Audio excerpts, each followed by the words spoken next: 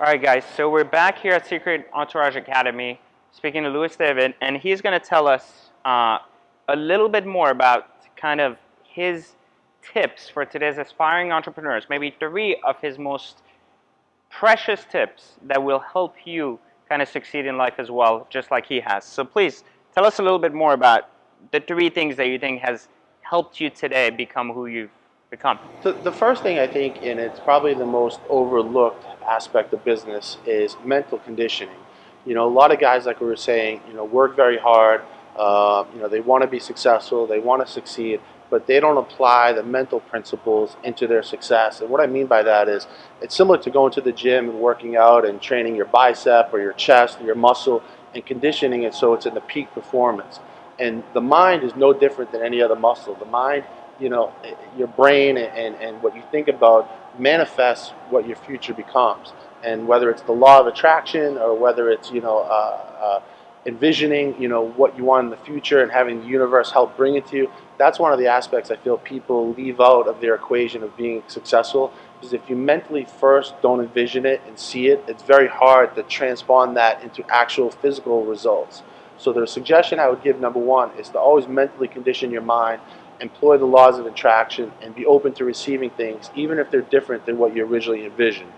The second piece of advice I would give is really simple, and that's never quit. There's a lot of times when we do projects and we do companies, and they're not successful. And people are like shocked when I tell them that because they think everything I do is super successful and it's like a party every day, and that's not really the case. A lot of times we'll engage in different businesses or ventures and what have you, and what we'll realize is the way we envisioned it isn't working. So what we'll do is we'll retreat, we'll restructure how we envisioned it, and then we'll re-engage. So we call it recalibration, basically, because a lot of entrepreneurs have their sights set on doing things one way, and then when it comes to fruition, it's not exactly panning out the way they envision, so they don't recalibrate. They're so stuck on their initial reaction, their initial thoughts, that they forget to recalibrate and then to re-engage. So I think that's very important. And then lastly, I think you have to have a positive attitude. Regardless of what's sent to you, regardless of the cards that you're dealt, regardless of the situation you've been given, whether you're, like I said, on welfare, food stamps, regardless of what it is, you have to maintain consistently a positive attitude for success. Because if you don't, you're never going to achieve it. Whatever you believe is going to come true. So if you believe you can do it or you believe you don't, either way, you're going to be right. So for me, I've always taken the approach that I'm going to believe that I'm going to be successful and I'm going to accomplish these goals. And then if I'm not, I can always recalibrate and keep pushing forward. Where other people believe that they're not going to be successful, and then when they're not, they're kind of surprised, as if this is like a big shock or something.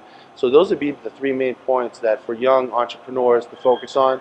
I think that are somewhat out of the box and untraditional, and most people may not give it as advice, but I think they're extremely powerful.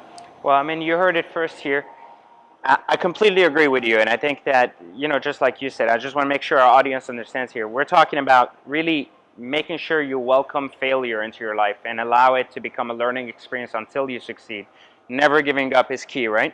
And then I think, well, from what I've heard you say, you said that belief is obviously kind of like a critical part of it, and then aligning your belief with your work, right? And then being able to also stick to it till the very end, no matter how many times you fall down in between, as long as you can get to the very end, to the finish line, regardless of how many times it takes. Yeah, because failure isn't failure unless you quit.